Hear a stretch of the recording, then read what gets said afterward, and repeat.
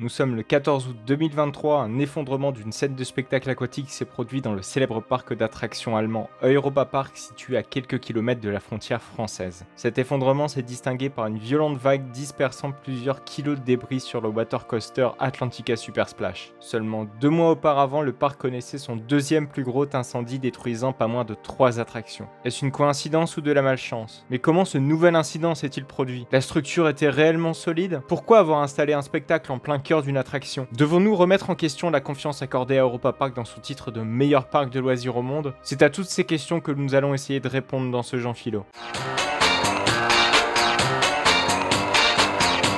Like this, like that, like this, like that, like this, like that, like this, like that.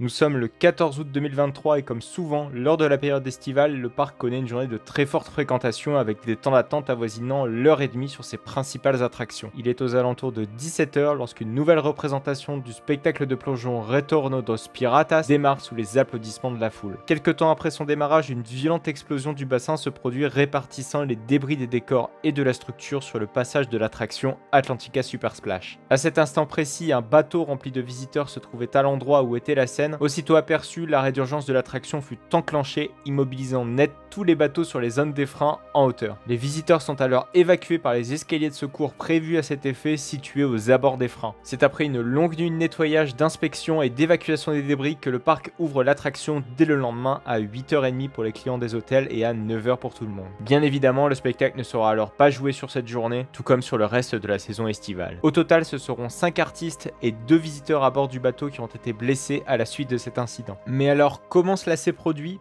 D'après les canaux officiels du parc, le bassin se serait fissuré. Sous la force du poids de l'eau voulant s'exfiltrer par ce seul et même trou, cela aurait déclenché une réaction en chaîne avec l'explosion du bassin. Mais comment ce bassin aurait-il pu se fissurer? Ce qui est important pour répondre à cette question, c'est d'analyser son environnement. Autour de lui, on a l'Atlantica Super Splash, qui est un water coaster du constructeur McRide. Il a ouvert le 19 mars 2005 et possède plusieurs clones qu'on peut retrouver dans plusieurs parcs asiatiques et quelques variantes dans le parc d'attractions Plopsaland ou à Tusenfryd en Norvège. Il est tout de même à préciser que ce genre de modèle n'a jamais posé problème, ils sont même réputés pour être extrêmement fiables et simples à entretenir. Chaque Super Splash possède un bassin de réception permettant d'obtenir le fameux splash final, faisant l'attractivité de ces modèles. Cet énorme bassin prévu à cet effet a tendance à produire plusieurs ongues de choc, genre de petites vaguelettes. Et en plein cœur de ce bassin, nous pouvions retrouver justement le spectacle qu'avait installé Europa Park. Ce spectacle était de type High Diving Show. Ce sont des spectacles vieux comme le monde qui ont été joués dans diverses expositions universelles des années 1900, plus récemment dans de beaux paquets de parcs d'attractions et vous l'aurez deviné, à Europa Park. Ce spectacle a été joué pour la première fois en 1988 sous le nom d'Acapulco Thunder Springer qui a bougé de place l'année suivante grâce à la construction du quartier français pour être enfin complètement arrêté à la fin de la saison 1994. C'est donc en 2010 que le parc fait revivre le show mais avec une localisation très atypique en plein cœur de l'Atlantica Super Splash. En 2010, le show s'appelait Piraten Show. Au fil des saisons, le spectacle fut légèrement adapté mais sans jamais toucher à l'essence même du show qui était les performances des plongeurs au sein de ce bassin. Cependant, ce bassin était bel et bien différent de celui de l'Atlantica Super Splash. C'est un bassin qui est posé sur une estrade, lui-même posé sur le bassin de l'Atlantica Super Splash. Ce bassin, ainsi que le spectacle clé en main, a été conçu par une société qui s'appelle Vertical Limit. Cette société Vertical Limit, elle est connue pour avoir fait énormément de spectacles de ce type dans beaucoup de parcs d'attractions, je pense notamment à Walibi Rhône-Alpes, Bellewaerde et même au parc Astérix. Vous l'aurez deviné, je parle bien des plongeons de l'Olympe. Cette société a pour habitude de construire des structures toutes faites, pouvant être démontées, remontées avec les acteurs techniciens qualifiés. Les principales caractéristiques des structures démontables et remontables, c'est leur facilité d'emploi et leur légèreté. Les structures sont certes conçues pour être démontées, remontées, mais chaque montage, remontage fragilise toujours d'autant plus la structure. C'est pour cela qu'avant sa mise en service, chaque structure ou attraction démontable doit subir toute une batterie de tests. Ces tests doivent être faits avec la plus grande rigueur. En l'occurrence ici, ce n'était pas Europa Park qui était en charge de ce spectacle. C'était à 100% la société externe,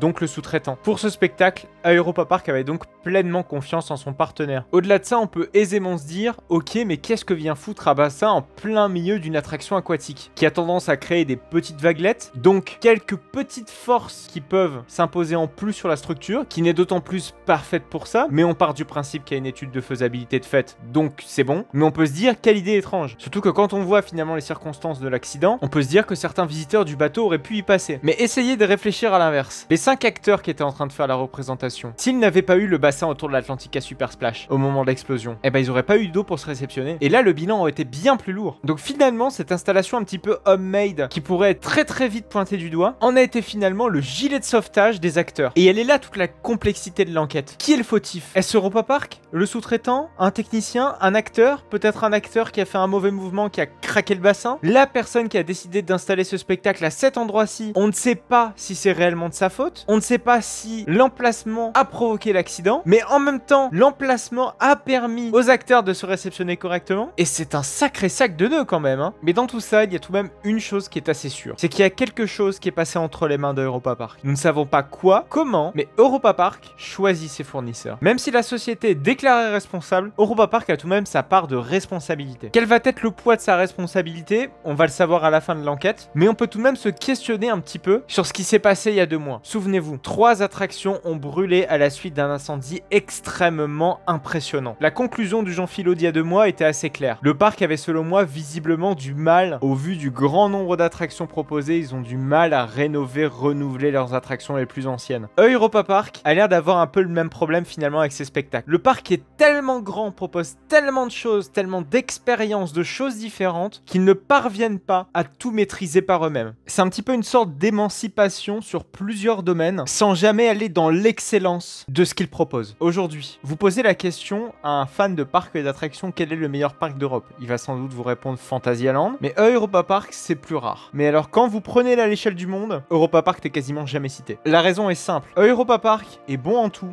mais excellent en rien. Leur offre est une force, mais en même temps une faiblesse. Aujourd'hui, je ne pense pas qu'il faille réellement remettre en question la sécurité à Europa Park, puisque si on prend les 3 derniers incidents majeurs, c'est-à-dire l'incendie de Batavia il y a 5 ans, l'incendie du quartier autrichien il y a 2 mois, et celui-ci, les 3 ont un point commun, c'est qu'il n'y a eu aucun décès. Et ce, grâce à une force, c'est leur gestion de la crise. Ils savent gérer les crises, ils savent y répondre, et ils le font d'une manière absolument remarquable. Voilà, c'est donc la fin de ce Jean Philo, j'espère qu'il vous aura permis un petit peu à éclaircir les circonstances de cet incident. Je vous invite, si cette vidéo vous a aidé au moins à éclaircir votre pensée et en apprendre plus sur les circonstances de cet incident, à me l'exprimer par un pouce bleu. Vous avez la possibilité de me dire dans les commentaires si vous accordez toujours autant la confiance à Europa Park. Moi, je l'ai toujours parce que s'il se passe quelque chose, j'en ai presque la certitude que je serai très bien pris en charge. Je tiens à rappeler tout de même que les incidents dans les parcs d'attractions sont extrêmement rares. Vous avez beaucoup plus de chances de crever en bagnole que ce qu'il ne vous arrive quelque chose dans une montagne russe. Vous avez la possibilité d'aller voir le Jean Philo d'il y a 2 mois. C'était justement sur cet incendie à Europa Park. Je le rappelle, il s'agissait d'une partie du quartier autrichien comprenant les bûches, le coaster Repower et la mine de diamants. Le lien va s'afficher sur la droite. Il ne vous reste plus que quelques secondes pour aller voir ou revoir cette vidéo.